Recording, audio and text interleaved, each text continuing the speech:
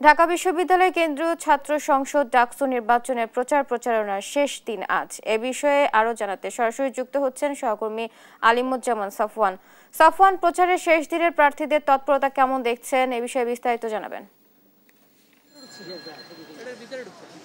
বুবলি, এই মুহূর্তে আমরা মধুর ক্যান্টিনে আছি এবং সকাল 10টা থেকে কিন্তু শেষ দিনের যে প্রচারণা সেটি শুরু হয়েছে। তো আমরা দেখতে পেয়েছি বিশ্ববিদ্যালয়ের লাইব্রেরি এবং সোশ্যাল সায়েন্স ফ্যাকাল্টি এবং কলা ভবন, এখানে যারা শিক্ষার্থীরা আজকে এসেছেন ক্লাস করতে, তাদের কাছে কিন্তু ছুটে যাচ্ছেন প্রার্থীরা এবং একেবারে শেষ মুহূর্তেই যে তাদের ভোট চাওয়া সেটি কিন্তু আমরা দেখতে পাচ্ছি। তবে এদিকে কিন্তু এগিয়ে আছেন স্বতন্ত্র প্রার্থীরা, তারা কিন্তু আসলে কোনো সময় নষ্ট করতে চাচ্ছেন না, যেহেতু খুবই অল্প সময় বাকি আর নির্বাচনের।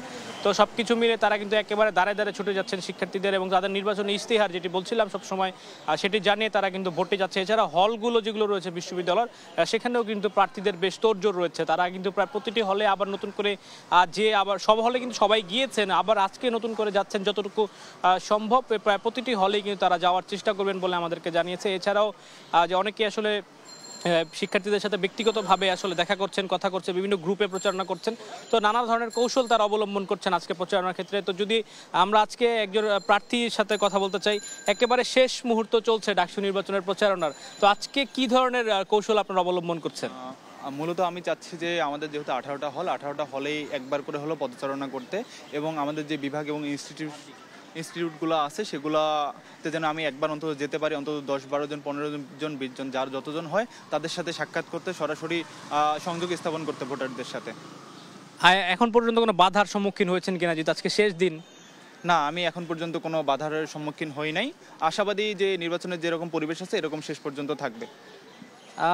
বুবলি, আমরা কিন্তু দেখছি যে যারা শিক্ষার্থী ক্লাস করে বেরোচ্ছেন তাদের সবার হাতেই কিন্তু হ্যান্ডবিল, লিফলেট এগুলো কিন্তু রয়েছে। তারা কিন্তু সেগুলো পড়তে পড়তে আসলে গন্তব্যের দিকে যাচ্ছেন এবং ক্লাসের বিরতির মাঝেও কিন্তু যারা নিচে আসছেন কিছুটা সময় ক্ষেপণ করছেন, তাদের কাছেও কিন্তু প্রার্থীরা ছুটে যাচ্ছেন ভোট চাওয়ার ক্ষেত্রে। এবং আজকে রাত 10টা পর্যন্ত চলবে এই প্রচারণার কাজ এবং তারপরে আনুষ্ঠানিকভাবে কিন্তু আগামীকাল আর কোনো প্রার্থী কোনো ধরনের প্রচারণায় অংশগ্রহণ করতে পারবে না এবং সেটি কিন্তু আচরণবিধি লঙ্ঘন হিসেবে আসলে গণ্য হবে। তো আমার কাছে এখন পর্যন্ত ঢাকা বিশ্ববিদ্যালয় ক্যাম্পাস থেকে এই ছিল সর্বশেষ।